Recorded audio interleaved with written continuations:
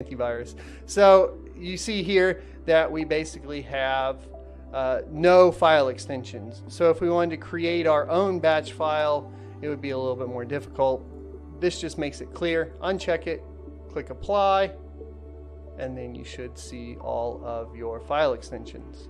So now that we have our batch files, we need to go ahead and obtain the rest of the information to configure the files. We'll be doing that by heading over to our favorite mining pool, ethermine.org.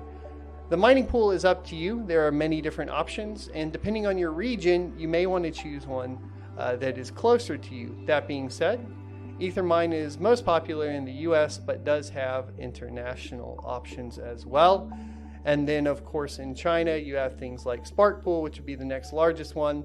And we will go over specific pools and maybe do pool reviews later on. If you're interested, let me know once again in the comment section below. So at this point, you'll just want to click the little menu button up in the top left and click the Start Mining option. And here is where you are going to find your mining server. They have options for Asia, Europe, US East, US West, and then of course the ports. You have your SSL port, your Stratum ports, and alt Stratum ports right here. We're going to be basically just modifying a pre-configured batch file from the miner that we downloaded. So we're going to go back to our file explorer.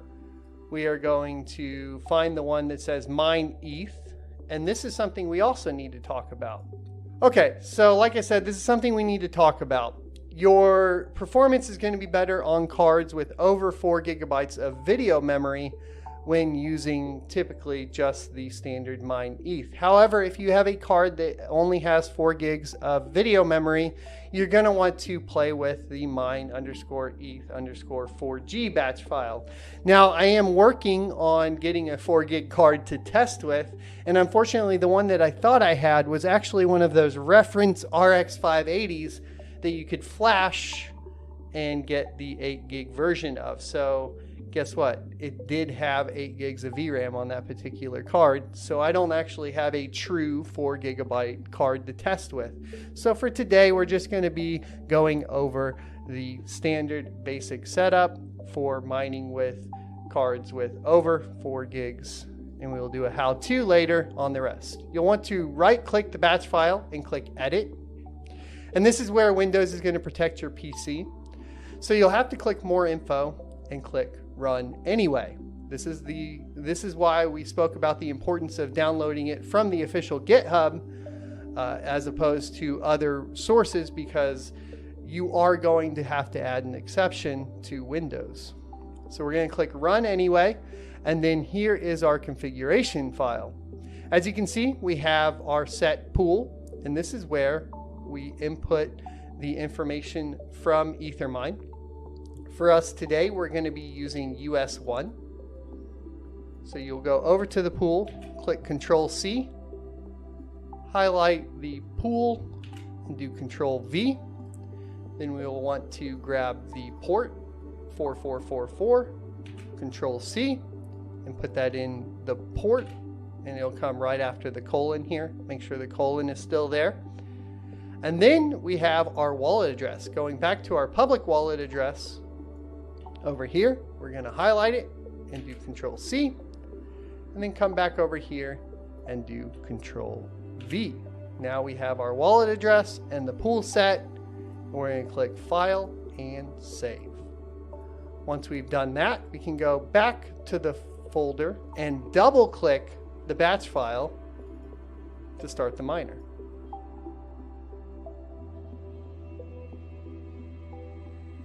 Alrighty, so now we can talk about how to read what's going on the miner. So here, basically what we have is we started the DAG on GPU 0. We have a single RX 6800 in here, not overclocked or flashed currently.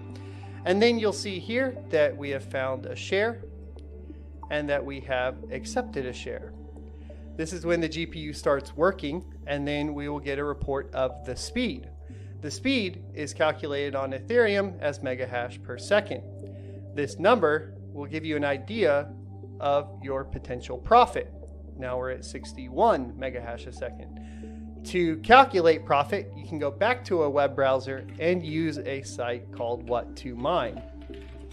So in the case of this one, we are at 61 megahash. Now you should calculate watts as well as input your cost for kilowatt per hour. But for today, we're just going to calculate what I would call your gross revenue.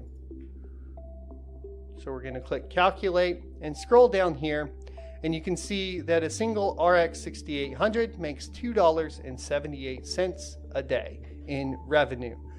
So now that we have the miner running, we know what our projected revenue will be. We will let the miner run for a little bit, and then we will come back and make sure it is actually mining to the pool, and we'll go over how to read the pool. Okie dokie, so let's go over reading the pool. Headed back over to ethermine.org, make sure you go to the home tab and scroll down to find the option for to search your Ethereum miner address. Go back to the config that you created and right click and copy your wallet address. Go back to the Ethermine webpage and paste the address into the search tab and click search. At this point, you will be presented with your dashboard. The dashboard is going to have essentially all of the information that you need to understand to calculate your revenue and actual on-pool revenue and hash rate. Currently, it's only showing 5.2 because we just started mining. Up here, you will see workers active and inactive. So this is a good spot to take a look at if you have a mining rig down or to see if you have a mining rig down. Next, you have your unpaid balance. And the unpaid balance is how much Ethereum is actually on the pool that you have earned. Once you hit your minimum payment threshold, that balance will be paid out to the MetaMask wallet that we talked about earlier. Over here, you have your estimated earnings, which will show you both daily, weekly, and monthly. Not both, but all daily, weekly, and monthly. And you can also convert it to what your earnings would be in BTC conversion and USD. As you can see here, estimated earnings monthly with 5 megahash is $7. This will change as that number rises. As you can see here, we have a reported hash rate of 60 megahash a second. Over time, these charts will fill out and you will have an idea of when the miners are not working and working. It will also give you an amount of valid shares, workers, and stale shares. If you have stale shares, you might want to check your overclock. Or if you have, of course, invalid shares, you might want to check your overclock. Now, minimum payout you can change. Scroll back up to the dashboard, click the little down arrow, and you will have your settings tab. Under settings here, you will essentially type in an email address, and then you will type in your IP, and then set your payment threshold. For most people that are hobby mining or just starting out, you will want to set it to 0.05. Now, to find your IP address, you can use basically whatismyip.org or one of those various ones. Clearly, I will not be showing you guys that, even though we are on a VPN. You never know. So maybe my VPN connects to the same IP over and over again, blah, blah, blah. For safety, I will not show you guys what my IP is, but you would want to go to whatismyip.org. Link will be down in the description. You will type your IP into this box, and then you will click submit, and it will change your payment threshold to 0.05. What this means, back on the dashboard, is once your unpaid balance has hit 0.05 ETH, within the next 24 hours, it will pay out to your MetaMask wallet. So for your MetaMask wallet, you can go ahead and pin it to your plugins, and then you will click it, log in, and then you'll have the option to buy, send, or swap. Clearly, you'll want to be sending it out to an exchange or swapping it into another token. What I recommend is swapping it into another token and then using Uniswap to go ahead and add it to liquidity to earn some additional fees. This is not financial advice, it's just what I'm doing. Now, let's talk about actually getting your money out into dirty fiat. Now for fiat, you are going to need to set up something on an exchange. Exchanges that use Ethereum are plentiful.